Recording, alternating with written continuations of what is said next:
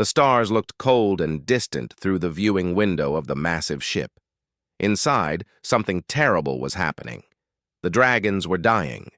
Riven stood in the central chamber, his scales no longer shining like they once did. They looked dull and gray. He was old, older than most dragons ever lived to be, and he had seen many things in his long life. But he had never seen anything like this. Around him, other dragons lay on the floor.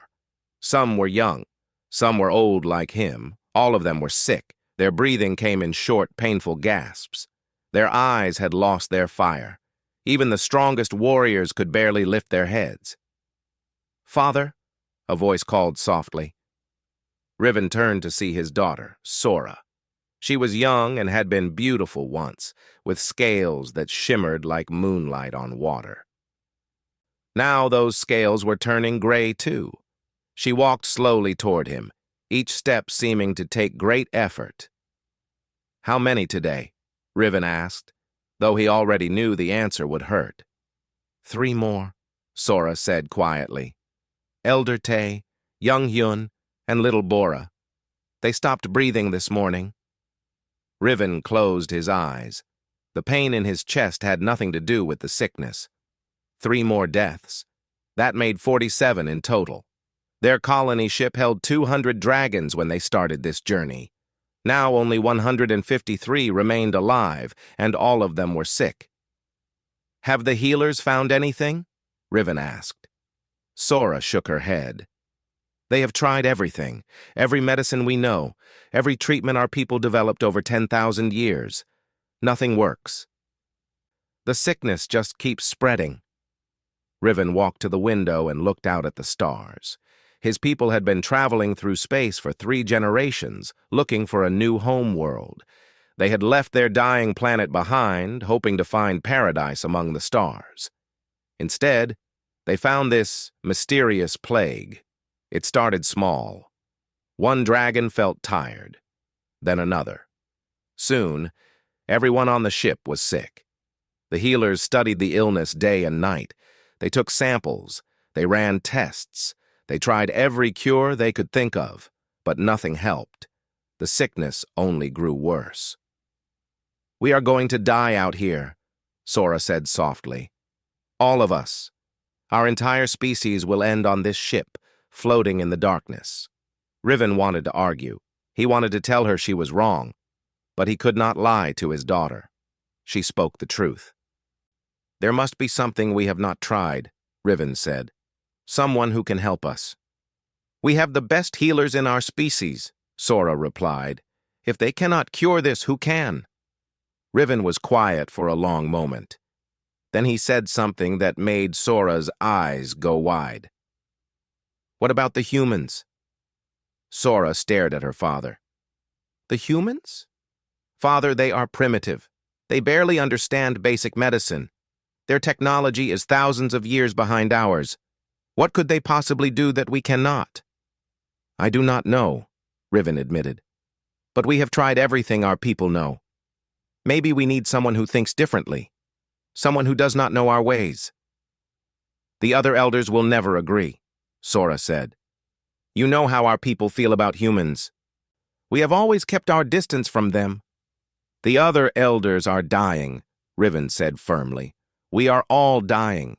Pride means nothing to the dead." It took 3 days to locate a human who might help them. The ship's scanners found a small station in a nearby system. According to their records, the station was a repair facility for human ships. One human lived there, working alone.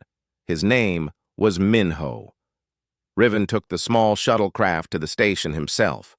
Sora insisted on coming with him, even though she could barely stand. Together, they approached the station and sent a message requesting permission to dock. The reply came quickly. "Station Gamma 7 here. State your business." "We need help," Riven said simply. "We are sick. All of us. We are dying." There was a long pause. Then the voice said, "Dock at Bay 3. I will meet you there." The station was small and cluttered with human technology. Parts and tools were scattered everywhere. The air smelled of oil and metal. Riven and Sora walked slowly down the corridor, their claws clicking on the metal floor. A human stood waiting for them at the end of the corridor. He was young, perhaps 30 years by human counting. He wore dirty work clothes and had grease on his hands. His black hair was messy, and he looked tired. "I am Minho," the human said. He spoke the common trade language well, though with a human accent. "You said you were sick?" Riven nodded. He explained everything: the plague, the deaths, the failed treatments, the desperation. As he spoke, he watched Minho's face carefully. The human listened quietly, asking questions now and then. When Riven finished, Minho was quiet for a moment. Then he said, "I am not a doctor. I fix machines, not bodies."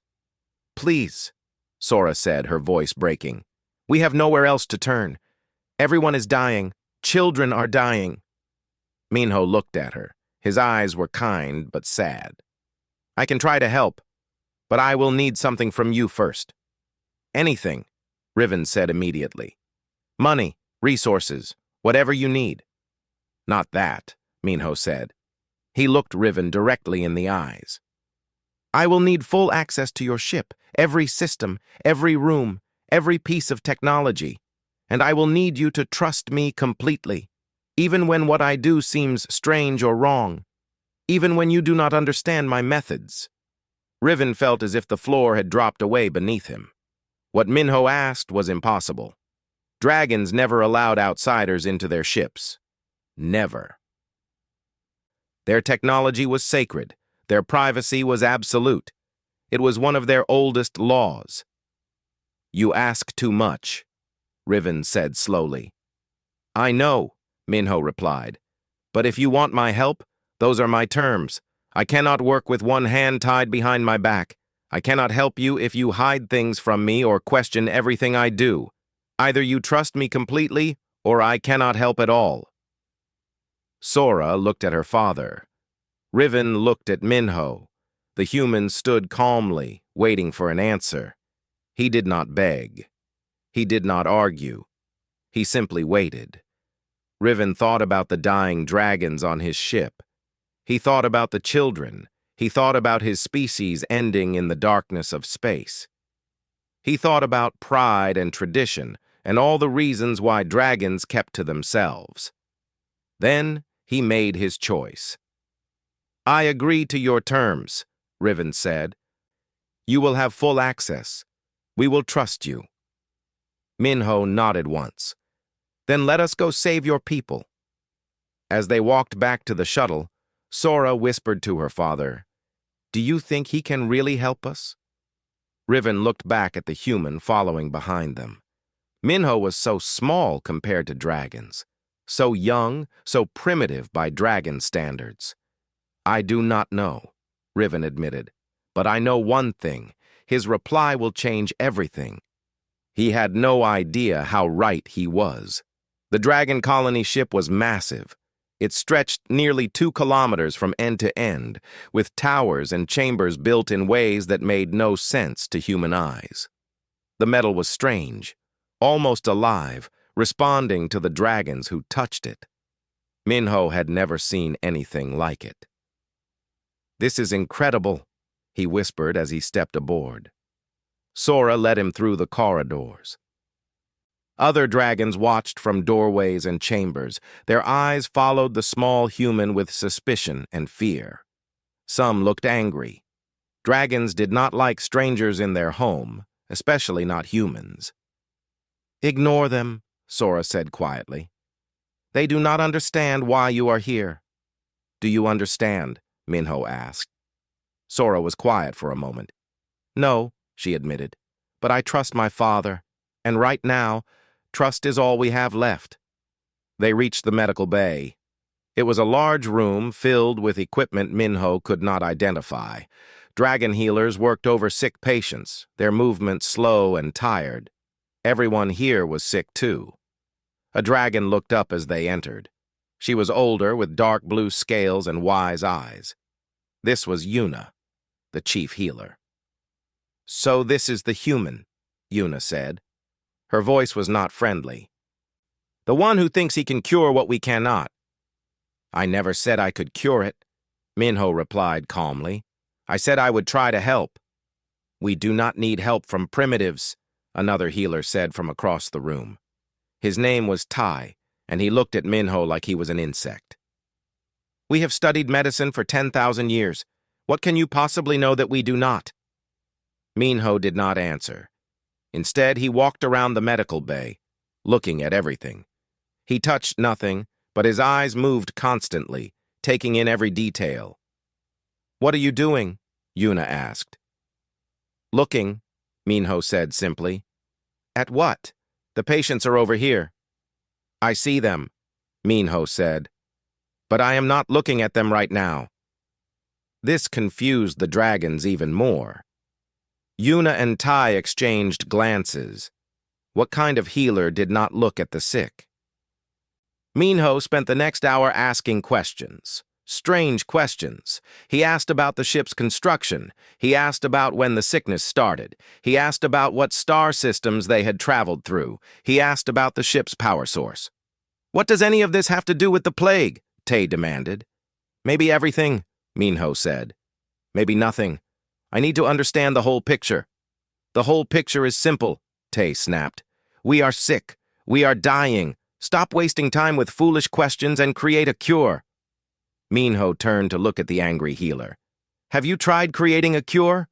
Of course we have, Tai said. Did it work? Tai fell silent. Then maybe, Minho said gently, it is time to try something different. After the medical bay, Minho did something that shocked everyone. He asked to see the engine room. The engine room? Riven repeated. Why would you need to see the engines? The sickness is not in the machines. Probably not, Minho agreed. But I want to see them anyway. You promised me full access, remember? Riven nodded slowly. He had made that promise. Very well. Sora will take you. The engine room was deep in the heart of the ship. The corridor leading to it was hot, and the air hummed with energy. Massive doors stood at the end, sealed tight. Only authorized dragons are allowed beyond this point, Sora explained. Our quantum reactors are sacred technology. We have never shown them to any outsider before. I understand, Minho said. Thank you for trusting me. Sora opened the doors. The engine room beyond was enormous. In the center, a massive reactor pulsed with blue light. Energy flowed through crystal channels, feeding the entire ship. The technology was beautiful and terrifying at the same time. Minho stared at the reactor for a long time. He walked around it slowly, studying it from every angle. He took out a small device from his pocket and held it up. The device beeped and clicked. What is that? Sora asked. A radiation detector, Minho said. Basic human technology. Very old. Very simple. Why do you need to detect radiation? Our reactors are perfectly safe. Minho did not answer immediately. He was reading the numbers on his device. His face was very still. When did you last maintain these reactors? Minho asked. We perform maintenance every cycle, Sora said. We check everything. Our engineers are very careful. But when did you last do a complete shutdown and inspection? Sora thought about it. Before we left our home world, 3 generations ago. 3 generations, Minho repeated softly. 75 years of continuous operation with no major maintenance. Is that a problem? It might be. Minho pointed at the reactor. Can you see those crystal channels? The ones carrying energy from the core to the rest of the ship? Sora nodded. Look closely at the 3rd channel from the left. Do you see that crack? Sora moved closer. She had to squint, but she saw it. A tiny fracture in the crystal, so small she had never noticed it before. That is a minor defect, Sora said. It does not affect the reactor's function. Maybe not the reactor, Minho said, but it might affect everything else. Over the next 2 days, Minho did not visit the medical bay at all. Instead, he explored the ship. He studied the engines. He examined the power systems. He crawled through maintenance shafts. He measured radiation levels in different parts of the ship. The dragons grew more and more frustrated. "What is he doing?" Tay demanded during a meeting of the remaining elders. "Dragons are dying every day, and he is playing with the engines like a child with toys." "He promised to help us," another elder said, "but he has not even looked at the sick dragons since the first day." "I told you we should not trust humans," Tay said. "They are foolish and primitive. He has no idea what he is doing." Riven listened to all of this in silence. He watched Minho through the ship's security systems. The human was in a maintenance tunnel now, his device beeping constantly. A young dragon named Hana was with him. Hana was Sora's friend, an engineer who worked on the ship's systems. She was sick too, but not as badly as others. She had volunteered to help Minho when he asked for an assistant. "This makes no sense," Hana said as she followed Minho through the tunnel. "You are supposed to be curing us, but you spend all your time studying machines." "I am studying everything," Minho corrected. "The machines are part of everything." "But the plague is biological. It affects our bodies, not our ship." "Are you sure about that?" Minho asked. Hana stopped walking. "What do you mean?" Minho turned to look at her. "Tell me something. When did you start feeling sick?" 12 cycles ago. I woke up feeling tired. It got worse from there." "And where were you when you started feeling sick?" "In my quarters. Why?" "Your quarters are near the engine room, correct?" Hana blinked in surprise. "Yes. How did you know that?" "Because everyone who got sick first has quarters near the engine room," Minho said. "The sickness spread outward from there. The dragons farthest from the engines got sick last." "That is just coincidence," Hana said. "Maybe," Minho agreed. "Or maybe it is not." That night, Minho requested a meeting with Riven and the other elders. They gathered in the council chamber, a beautiful room with high ceilings and ancient symbols carved into the walls. "You have had 2 days," Tay said as soon as Minho entered. "Have you found a cure?" "No," Minho said simply. Angry voices filled the chamber. Dragons shouted at each other. Some demanded Minho be thrown off the ship. Others said they should never have trusted a human. "Silence!" Riven commanded. His voice was weak from sickness, but it still carried authority. The other dragons fell quiet. "Let him speak." "I have not found a cure," Minho continued, "because I do not believe you are dealing with a plague." Every dragon in the room stared at him. "No plague?" Yuna said slowly. "Then what is killing us?" Minho looked at each of them in turn. Then he said something that changed everything. "Your own ship is poisoning you, and if I am right about how, we can fix this by tomorrow morning." The dragons could not believe what they were hearing.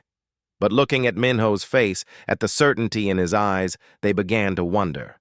Could this small human really have found what they missed? Could he actually save them all? The council chamber remained silent after Minho spoke. Every dragon stared at the human standing before them. Their own ship was poisoning them? It seemed impossible. "Explain yourself," Riven said carefully. Minho pulled out his radiation detector and held it up for everyone to see. "This simple device has been measuring radiation levels throughout your ship for 2 days. The readings near your quantum reactors are very high, much higher than they should be." "That is ridiculous," Tay said. "Our reactors are shielded. Our engineers check them constantly." "Your engineers check that the reactors work correctly?" Minho agreed. "And they do work correctly. They generate power perfectly, but the shields around them have been degrading for 75 years. "Impossible," another elder said. "We would have noticed." "Would you?" Minho asked. "What equipment do you use to check for radiation leaks?" The dragons looked at each other. No one answered. "You do not check for radiation leaks," Minho said gently, because your species evolved on a world with very little background radiation. Your bodies are extremely sensitive to it, much more sensitive than humans. What would give a human a mild headache after days of exposure would make a dragon deathly ill after weeks. Yuna stood up slowly. Are you saying the symptoms we have been treating as a plague are actually radiation poisoning? Not exactly, Minho said. Your reactors use quantum energy, which works differently than the nuclear reactors humans use. When your reactor shields crack, they leak what I would call dimensional radiation. It seeps into normal space and affects biological tissue in strange ways. Your healers would never recognize it because nothing like this exists in nature. But our healers are wise, Tay protested. They studied every possibility. Every possibility they knew about, Minho corrected. You cannot find an answer to a question you never thought to ask. Your medical knowledge is incredible, far beyond what humans know, but you never developed technology to detect this specific type of radiation because you never needed to. It does not exist on your homeworld. Hana, who had been standing quietly at the back of the chamber, spoke up. If this is true, why did we only start getting sick recently? We have been traveling for 3 generations. Because the damage was gradual, Minho explained. The shields cracked slowly over decades. Each crack released a little more radiation. When you crossed through that plasma storm 12 cycles ago, the energy surge caused several more cracks all at once. That is when everyone started getting sick. Riven remembered the plasma storm. It had been beautiful and terrifying, a vast cloud of colors and energy. They passed through it without any problems, or so they thought. If you are correct, Riven said slowly, what do we do? We fix the shields, Minho said simply. Stop the radiation leak, and everyone will start to recover. Your bodies can heal from this kind of damage if the source is removed. How long will it take to fix the shields? Sora asked. She had been quiet until now, watching Minho carefully. That depends, Minho said. How quickly can you fabricate new shield components? The dragons looked uncomfortable. That would take months, one of the engineers said. The shield crystals require very precise growing conditions. We do not have the right materials on board. Months? Minho shook his head. You do not have months. At the current rate, everyone on this ship will be dead in 3 weeks. Fear filled the chamber. Dragons whispered to each other. Some looked ready to panic. Then we are doomed, Tay said quietly. Even if you are right, we cannot fix this in time. Your people cannot fix it in time, Minho corrected. But I can. How? Yuna demanded. If we cannot create new shield crystals fast enough, what can you possibly do? Minho smiled slightly. I can improvise. That is what humans are good at. The next morning, Minho went back to his shuttle and returned with several large boxes. Dragons watched curiously as he and Hana carried them to the engine room. What is all this? Hana asked, looking at the contents of the boxes with confusion. Materials from my station, Minho said. He started pulling things out, sheets of metal, rolls of thick silver tape, tubes of some kind of paste, pieces of plastic, wire, tools that looked ancient and crude compared to dragon technology. This is garbage, one of the dragon engineers said, standing at the doorway. His name was Hyun, and he looked horrified. Primitive human junk. This primitive human junk is going to save your life, Minho said cheerfully. He did not seem offended. More dragons gathered to watch as Minho began working. He measured the cracked shield crystals carefully.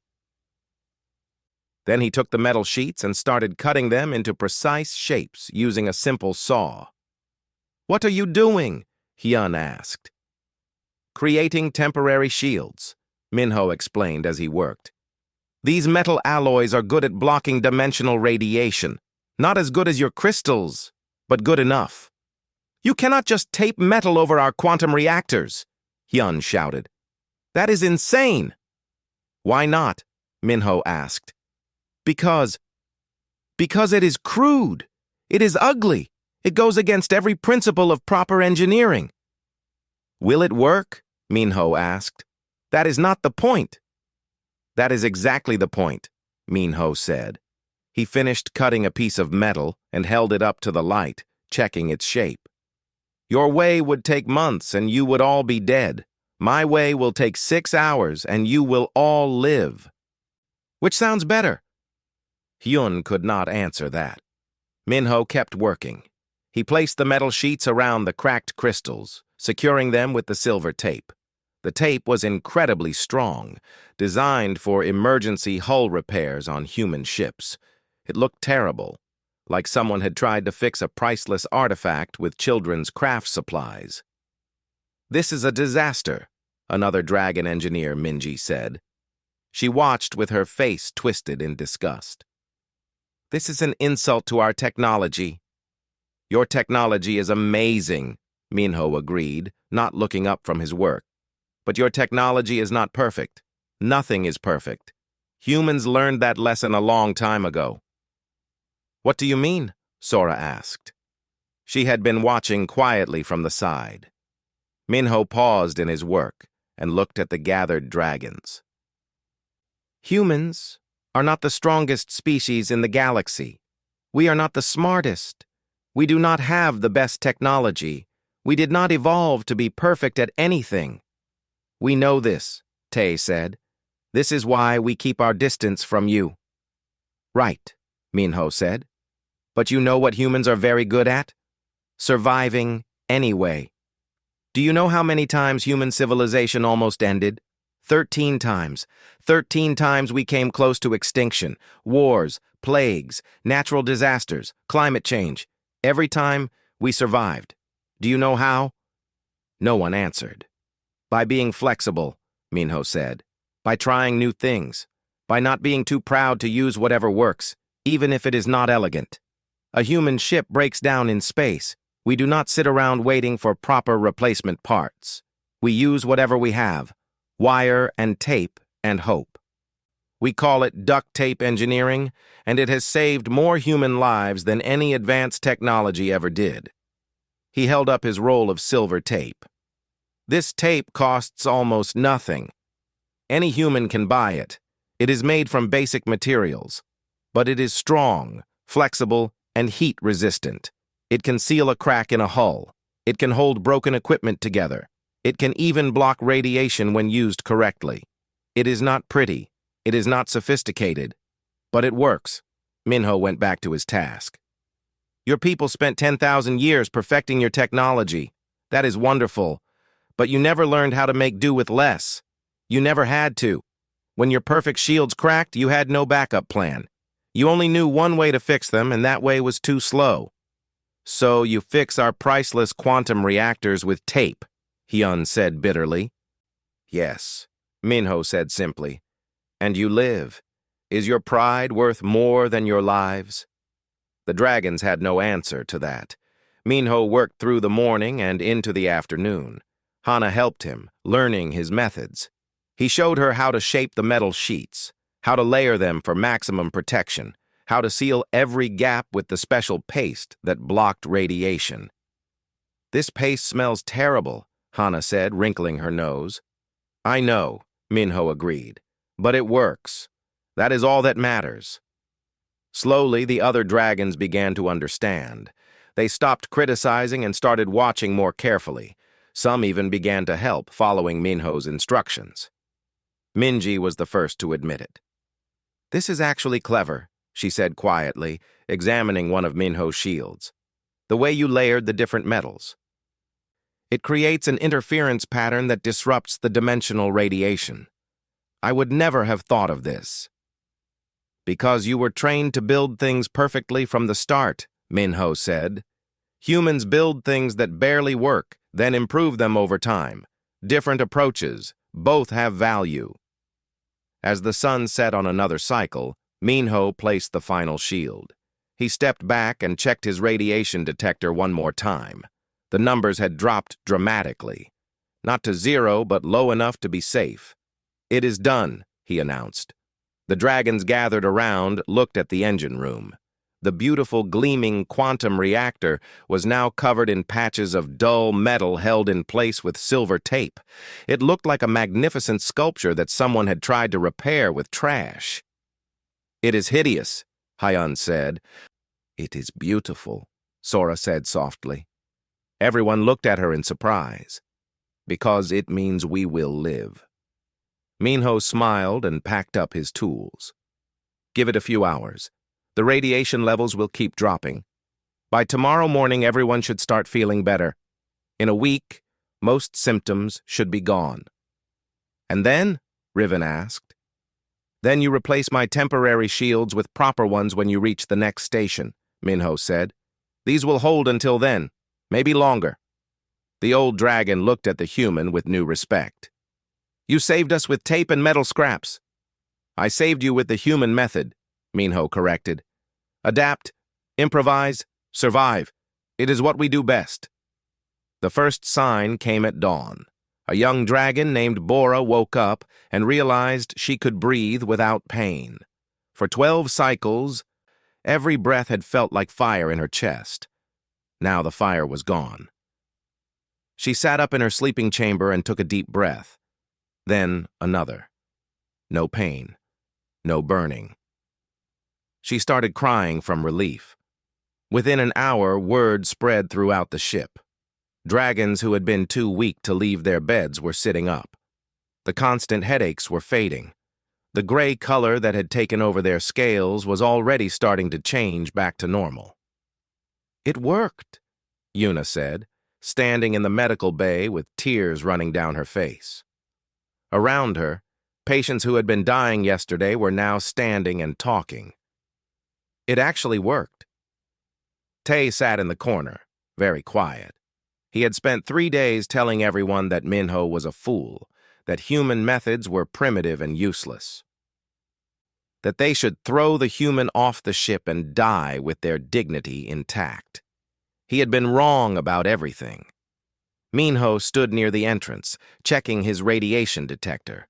The numbers continued to drop. His crude shields were holding perfectly. Around him, dragons kept approaching to thank him. Some bowed. Some touched his shoulder gently with their claws. Some simply looked at him with grateful eyes. "You are a miracle worker," one dragon said. "No," Minho corrected gently.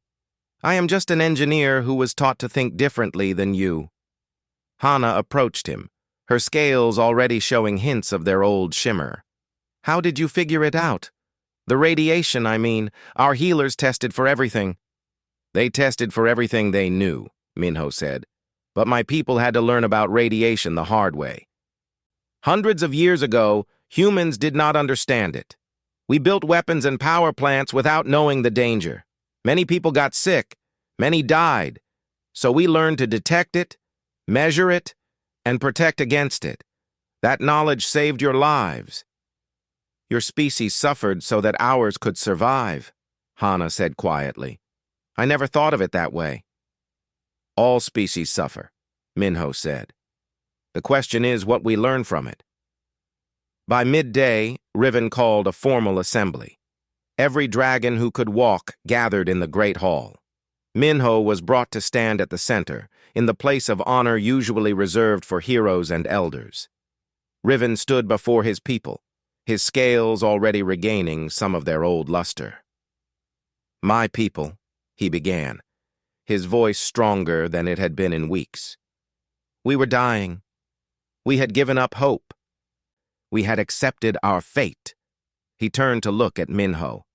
"Then this human came aboard our ship, this small, primitive human with his crude tools and strange ideas, and in less than 3 days, he did what all our wisdom and technology could not do. He saved us." The assembled dragons remained silent, listening. "But he did more than save our lives," Riven continued. "He taught us something important. He taught us that we have been fools." Surprised murmurs filled the hall. "For 10,000 years, we have believed ourselves superior," Riven said. "We have the best technology, the longest lives, the deepest knowledge. We looked at other species and saw only what they lacked. We never looked at what they had that we did not. He gestured to Minho's crude shields covering the reactor. Look at this. Really look at it. It is ugly. It is simple. It goes against every principle of elegant engineering we hold dear, and it saved every life on this ship. Riven's voice grew stronger. Do you know what this tells me? It tells me that perfection is a trap. We spent so long making everything perfect that we forgot how to solve problems when things went wrong. We forgot how to adapt. We forgot how to be flexible. Tay stood up from where he sat. All eyes turned to him. The old healer looked at Minho for a long moment, then bowed deeply. I was wrong, Tay said, his voice clear so everyone could hear. I called you primitive. I called you foolish. I said your methods were worthless. I was speaking from pride and ignorance. I apologize. Minho bowed back. You do not need to apologize. You were trying to save your people using the knowledge you had. That is admirable. But it was not enough, Tay said. And I was too proud to see it. That pride almost killed us all. Other dragons began to stand. One by one, they spoke about what they had learned. Hyun talked about how elegant engineering means nothing if it cannot be repaired. Minji spoke about the value of simple solutions. A young dragon named Do-hyun said he wanted to learn more about human methods. This is not just about technology, Sora said when it was her turn. This is about how we see the universe. We thought our way was the only way. We thought being advanced meant knowing everything. But Minho showed us that being advanced means being able to learn new things. It means being humble enough to accept help from those you thought were beneath you. She looked at Minho. You could have been angry when we called you primitive. You could have refused to help when we doubted you. But you never showed any pride or anger. You just worked to save us. Why? Because you needed help, Minho said simply. Is another reason necessary? Most species would demand payment first, Riven said. They would negotiate terms, set conditions. You did none of that. You simply helped. I will not lie, Minho said. When I first heard your request, I wanted to refuse. I am not a doctor. I fix machines, not biological beings. I thought I would be useless to you.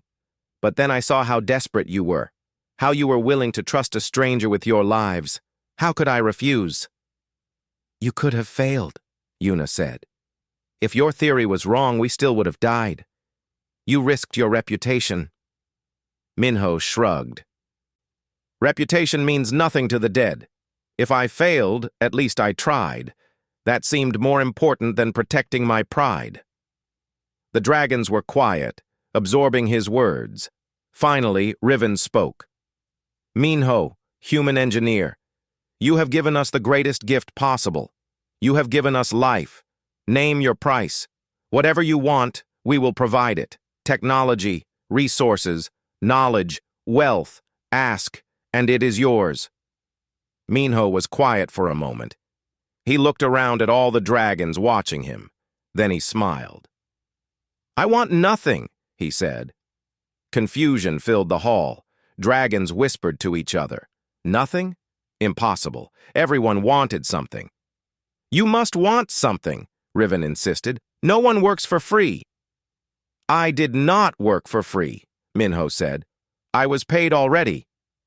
We gave you nothing, Sora said. You gave me trust, Minho replied. When I asked for full access to your ship, you said yes. When I asked you to trust me completely, you agreed. Do you know how rare that is? To have someone trust you so completely, especially when they have no reason to? That trust was payment enough. He looked at Riven. Besides, I do not need wealth or technology. My station has everything I require. My life is simple and I like it that way. Then what do you need? Riven asked. There must be something. Minho thought about it. Actually, there is one thing. Name it, Riven said immediately. Friendship, Minho said. My life is quiet. I work alone most of the time. It gets lonely. So if you are offering me anything, I would like friends, people I can talk to. share stories with, learn from. That would be worth more than all the wealth in the galaxy. The dragons looked at each other in amazement. This strange human had saved their entire species. He could have demanded anything. Technology worth billions, resources to make him rich, power and influence. Instead, he asked for friendship. Sora started laughing, not mockingly, but with genuine joy. "You are the strangest being I have ever met," she said to Minho, "and I mean that as the highest compliment." "I will take it as one," Minho said, grinning. Riven stepped forward and placed his large claw gently on Minho's shoulder. "Then you shall have friendship, Minho of the humans. You will always be welcome on our ships. You will always have a place at our tables. Your name will be remembered in our stories for generations. And if you ever need help, for any reason, you need only ask." "The same goes for me," Minho said. "If you ever need help again, you know where to find me." That night, the dragons held a celebration. For the first time in 12 cycles, there was joy on the ship. Dragons sang ancient songs. They told stories. They shared food and drink. Minho sat with Sora, Hana, and several other young dragons. They asked him countless questions about human life. What was Earth like? How did humans build their ships? What did humans eat? What made them laugh? Minho answered every question patiently, telling stories about humanity, the good and the bad, the triumphs and the failures, the times humans were wise and the many times they were foolish. "Your people sound chaotic," Hana said. "We are," Minho agreed. "Humans are messy and unpredictable. We make mistakes constantly. But we also keep trying, keep learning, keep getting back up when we fall down. Like you did with our reactor," Sora said. "You saw a problem no one else saw. You fixed it in a way no one else would have thought of. You adapted." "That is the human way," Minho said. "We are not the strongest or the smartest, but we are very, very stubborn. And sometimes stubbornness is enough." As the celebration continued into the night, Riven stood at a window, looking out at the stars. His daughter joined him. "Are you thinking about what happened?" Sora asked. "I am thinking about what almost happened," Riven said. "We were so close to extinction, and the only reason we survived was because we were willing to admit we needed help." "And because a human was willing to give it," Sora added. "Yes," Riven agreed. He looked at Minho, who was laughing at something Hana had said. "That small, strange, wonderful human. His reply to our request changed everything." "What do you mean?" Sora asked. "When I asked for his help, I expected him to demand payment first, to protect himself, to be cautious. Instead, he simply said yes and asked only for our trust. That simple reply taught me something important." "What?" "That helping others should not require a reason beyond the fact that they need help. That is what makes someone truly advanced. Not their technology, not their knowledge, but their willingness to use what they have to help those in need." Riven smiled. "The humans may be primitive in many ways, but in that one thing, they are far more advanced than we ever were." 3 weeks passed. The dragon colony ship was alive again. Dragons who had been dying were now working, laughing, and planning for the future. The gray color had left their scales completely. The medical bay stood empty for the first time in months. Children played in the corridors. Life had returned. Minho prepared to leave. His work was done. The temporary shields would hold until the dragons reached the next station, where proper repairs could be made. He packed his tools and said goodbye to the friends he had made. "I wish you would stay longer," Hana said as she helped him carry his equipment to the shuttle bay. "There is so much more I want to learn from you." "And there is much I want to learn from you," Minho said. "But I have been away from my station for 3 weeks. Ships will be arriving soon, needing repairs. I must get back to work." They reached the shuttle bay. Sora was waiting there with her father and many other dragons. A crowd had gathered to see Minho off. Are you sure you will not accept any payment? Riven asked one more time. I am sure, Minho said, smiling. Though I would not say no to staying in touch. Maybe we could exchange messages sometimes? More than sometimes, Riven said. Much more. In fact, I have been discussing something with the other elders. We have made a decision that will change our people forever. Minho looked curious. What decision? For 10,000 years our people have lived in isolation, Riven began. We traveled alone. We kept to ourselves. We believed this made us strong. But you taught us that isolation is not strength. It is weakness. He looked at the gathered dragons. We survived because we asked for help. Because we were willing to trust someone different from us. Because we learned from someone we thought was beneath us. This lesson is too important to forget. What are you saying? Minho asked. We are saying that the age of dragon isolation is over, Riven declared. His voice carried through the shuttle bay.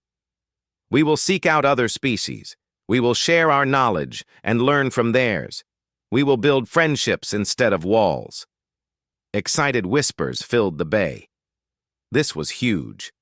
This changed everything about how dragons lived. And we will start with humans, Sora added. If the humans will have us.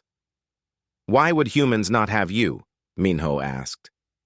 Because we have not been kind to your people in the past, Sora admitted. We called you primitive. We avoided you. We treated you as inferior. Now we want to be friends. Why should you trust us? Minho thought about this. Because everyone deserves a second chance. Because people can change. Because the best friendships sometimes start in unexpected ways. He grinned. And because I know at least one dragon who is absolutely worth being friends with. Sora's scales flushed slightly. She smiled. Then it is settled, Riven said. But friendship between species requires more than just words. It requires action. We need someone to represent our people to the humans. Someone who understands both our culture and theirs. Someone brave enough to build bridges where none existed before. He turned to his daughter. Sora, I am appointing you as our first ambassador to the human worlds, if you accept. Sora's eyes went wide. Father, I am not prepared for this. I am too young. Too inexperienced. You are exactly right for this, Riven said. You believed in Minho when others doubted. You learned from him. You saw the value in human methods before any of us did. You are already building bridges. I am simply making it official. Sora looked at Minho. What do you think? I think you would make an excellent ambassador, Minho said honestly. You are smart, kind, and you know how to listen. Those are the most important qualities. But where would I even start? Sora asked. I know nothing about human politics or diplomacy. Neither did I when I started, Minho said. But I learned. You will too, and I will help you if you want. You would help me? That is what friends do, Minho said simply. Sora took a deep breath. Then she turned to her father and bowed. I accept the position. I will do my best to represent our people with honor. The gathered dragons cheered. This was a new beginning for all of them. When will you start? Riven asked. Immediately, Sora said. I will travel with Minho to his station. From there, I will begin making contact with human authorities. We will start small and build from there. Are you sure? Minho asked. My station is small and boring. You might not like it. I am sure, Sora said firmly. Besides, I need someone to teach me about human culture. Who better than you? Hana stepped forward. I want to come too. As Sora's assistant, I want to learn more about human engineering methods. And I will come, Tay said, surprising everyone. The old healer had been quiet since his apology. I want to study human medicine. Perhaps there are other things we dragons have missed because we were too proud to look. Soon, other dragons were volunteering. Young ones, mostly. They wanted to learn. They wanted to explore. They wanted to see what else was out there in the universe beyond their isolated ships. Riven held up a claw for silence. We cannot all go at once. Sora will take a small group first. If humans welcome us, others can follow later. We must be patient and respectful. We are guests in their worlds now. The volunteers were chosen. Sora, Hana, Tai, and 3 others would travel with Minho. The rest would continue on the colony ship, searching for their new home world. When you find your planet, Minho said to Riven, send me the coordinates. I would love to visit. You will always be welcome, Riven promised. In fact, I think we should name the first city after you. Minho City has a nice sound to it. Please do not do that, Minho said, embarrassed. I just fixed some shields. That does not deserve a city. You saved our entire species, Riven said. That deserves more than a city, but we will start with that. The goodbyes took another hour. Every dragon wanted to thank Minho personally. Some gave him gifts, small things, tokens of appreciation, a crystal that glowed softly in the dark, a piece of dragon art, a book of their history. So I remember you, each one said. I could never forget you, Minho replied every time. Finally, it was time to leave. Minho, Sora, and the other dragons boarded the shuttle. They lifted off from the colony ship and began the journey back to Minho's station. As they traveled, Sora looked out the window at the stars. This is strange, she said. A few weeks ago I thought I was going to die. Now I am traveling to human worlds as an ambassador. Life changes quickly. It does, Minho agreed. Is that scary or exciting? Both, Sora admitted. But mostly exciting. There is so much I want to learn, so much I want to see. For the first time in my life, the future feels full of possibilities instead of just responsibilities. That is a good feeling, Minho said. Hold on to it. They arrived at the station 3 days later. It was small, just as Minho had said. One person could barely live there comfortably. 7 dragons made it very crowded. Sorry about the space, Minho said as they explored. I never expected to have guests. It is perfect, Sora said. She meant it. The station was messy and chaotic, filled with tools and half-finished projects. But it felt alive. It felt real. It felt like a place where things got done. Over the next few weeks, Sora began her work as ambassador. With Minho's help, she made contact with human authorities. The first meetings were awkward. Humans were surprised that dragons wanted to talk to them. Suspicious, even. Dragons and humans had never been friends before. But Sora was patient. She explained what had happened, how Minho saved them, how they realized their isolation had been a mistake, how they wanted to change. Slowly, humans began to listen. Then they began to believe. Then they began to welcome the idea. This could be the start of something wonderful, a human diplomat told Sora during one meeting. Dragons and humans working together, sharing knowledge, helping each other. The possibilities are endless. That is what we hope, Sora said. News of the Dragon-Human Alliance spread quickly. Other species heard about it. Some were excited, some were skeptical, but everyone was interested. You are becoming famous, Hana told Minho one day. People are calling you the engineer who united 2 species. That is ridiculous, Minho said. I just fixed some shields. You did more than that, Sora said. She was working at a desk Minho had built for her, writing reports for her father. You showed us that asking for help is not weakness. That trust is valuable. That different does not mean inferior. Those lessons changed everything. I still think you are giving me too much credit, Minho said. And I think you do not give yourself enough, Sora replied. Tai, who was studying human medical texts in the corner, looked up. You know what I find most interesting about humans? You seem genuinely surprised when people thank you for helping them. As if helping is so normal, it does not deserve recognition. It should be normal, Minho said. Helping each other is what intelligent beings do, or should do, anyway. Most species do not see it that way, Tay said. Most see everything as a transaction. I give you this, you give me that. Keeping score. But humans help first and worry about payment later. Sometimes you do not worry about payment at all. That sounds naive when you put it that way, Minho admitted. Perhaps, Tay said. Or perhaps it is the most advanced philosophy in the galaxy. I am still deciding. 6 months after the colony ship incident, the first official Dragon-Human Treaty was signed. It was a simple document, really. Both species agreed to share knowledge, trade freely, and help each other in times of need.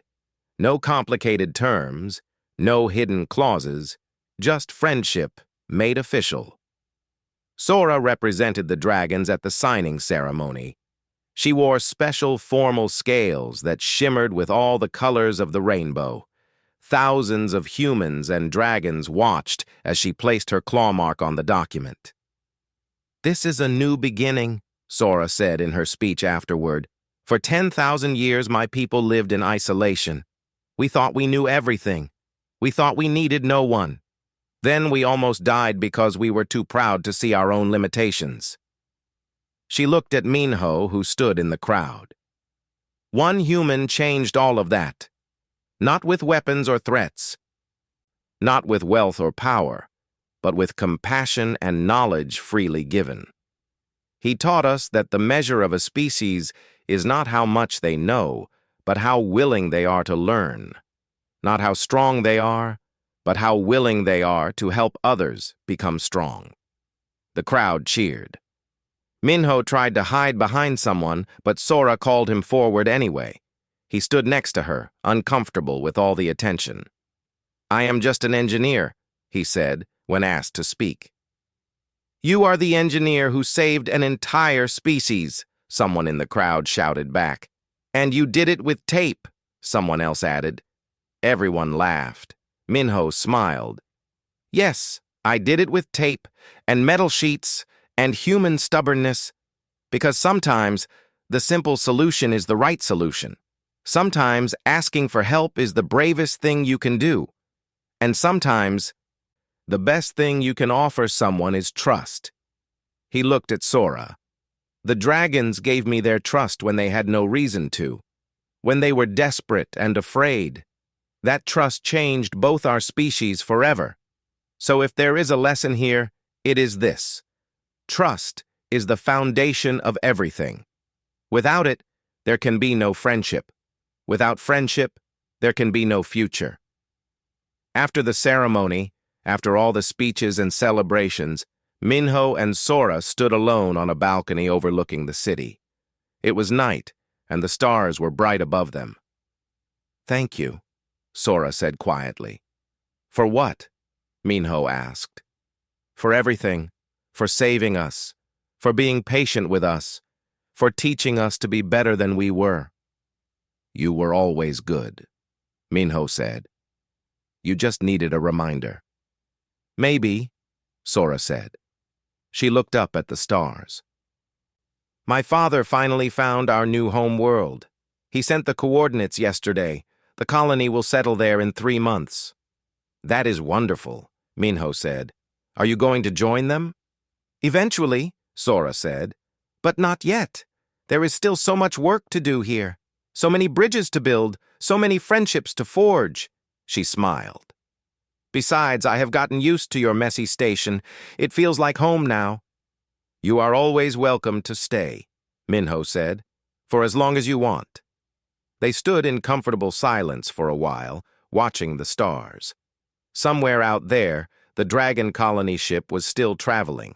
Somewhere out there, other species were watching this new alliance and wondering what it meant for them.